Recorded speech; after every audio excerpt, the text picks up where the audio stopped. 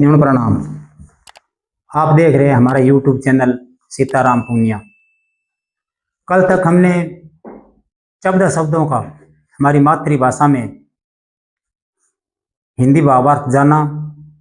14 number शब्द तक श्रवण करने के बाद शोभाराम सारण ने गुरु जंबेसर से कहा कि हे गुरुदेव, जाट कहे गुरुदेव जी, सत्य कहो छो बात, झूठ कपट की वासना दूर करो नितात। हे गुरुदेव, आप हमारे हृदय के अंदर जो झूठ कपट की वासना है उसको दूर करने का कोई उपाय बताएं। तब गुरु जंबेसर भगवान ने उस शोभाराम सारण को वह मानव मात्र के प्रति शब्द नंबर 15 का मूल पाठ सुनाते हुए कहा, ओम सुरमा लेना जीना शब्दों में भूल न बाख्या थोलू, सोपति बिरखा सींच प्राणी, जी का मीठा मूल है सुमूलू, पाते भूला मूल न खोजो, सांचे काहे का मूलू, विष्णु विष्णु भण अजर जरीजे, यह जीवन का मूलू, खोज पिराणी ऐसा बिनाणी, केवल ज्ञानी ज्ञान गहीरू, जी के गुणे ने लाभत छेणु, गुरु गेरवा गेरव शीतल नीरू, मेवा ही अति मेवा, हृदय मुक्ता कमल संतोषी, टेवा ही अति टेवा, चढ़ कर बोइत भलचल पार लंगावे, सो गुरु खेवट खेवा खेव। इस प्रकार से मूल पाठ शोभाराम को सुनाया। आगे हम जानते हैं इसका हमारी मातृभाषा में। हे शोभाराम, सुरमा लेना जेना शब्दों में भूल न बाख्या थुल्लू, यानी अपने शब्दों के बारे में बताते हैं कि ये सुरमे के समान झीणा। झीणा हम सब समझते हैं इतने बारीक है, जैसे सुरमे को हम आंख में डाल लेते हैं तो वो आंख में भी समा जाता है। इसी प्रकार से मेरे जो शब्द है वो इतने बारीक या इतने गहरे हैं जो हृदय में समा जाते हैं। मैं भूल न बाख्या थुल्लू, मैंने कोई भी उपदेश, थुल्लू का तात्पर्य है झूठा, मैंने कोई भी उपदेश झूठ का नहीं कहा है। सो पति बीर का सींच प्राणी, जी का मीठा मूल सुमूलू। हे मानव मातर, जिस प्रकार से वर्षा होने के बाद में धरती तिरपत हो जाती है, वैसे ही सोपति बिरखा सींच प्राणी, तुम उस परम पिता परमात्मा का जाप कर या उसके अंदर ध्यान लगा, जिससे क्या होगा, जिसका मीठा मूल सु मूलू, उसके पात मूल जो भी कुछ है वो सब बिल्कुल मीठे होंगे। ज्ञान के बारे में कहा है, पाते भूला मूल न खोजो, सींचो कायो कुमूलू, आप पत्तों व डाली को क्यों सींच रहे हो,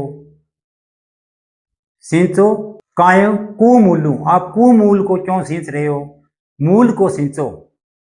मूल को सींचने पे पेड़ अपने आप हरे भरे हो जाते हैं। यहाँ पे पेड़ का उदाहरण है, लेकिन मूल किसके लिए कहा है कि केवल मात्र परम पिता परमात्मा विष्णु के लिए कहा है।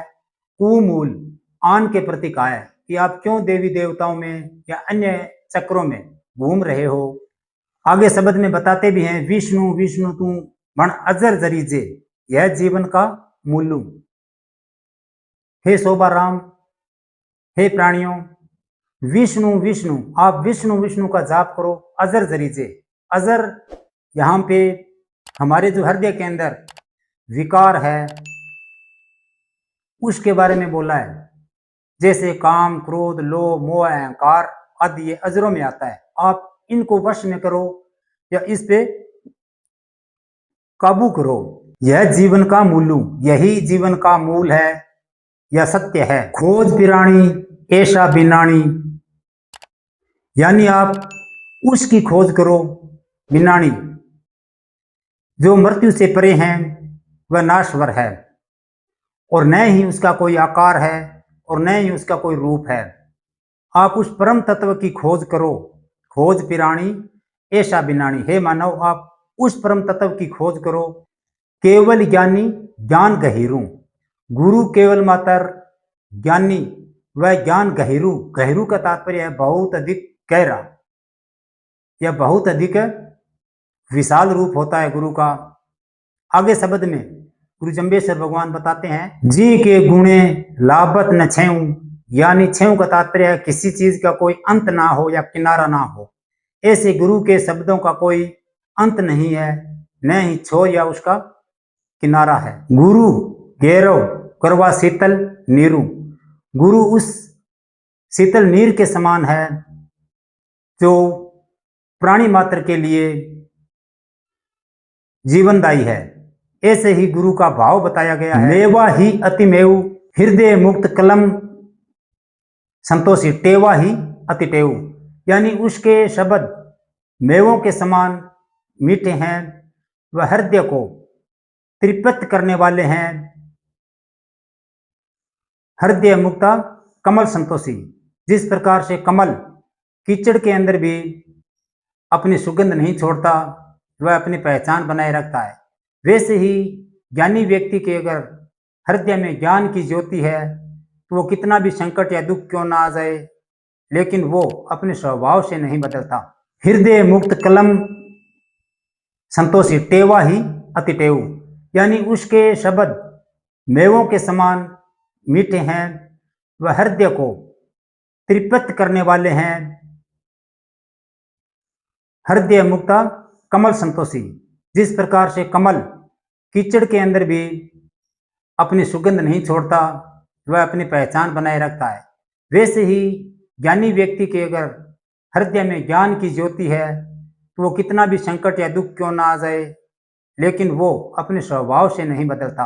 हृदय मुक्त कलम संतोषी, टेवा ही अतिटेव, यानी उसके शब्द मेवों के समान मीठे हैं, वह हृदय को तृप्त करने वाले हैं।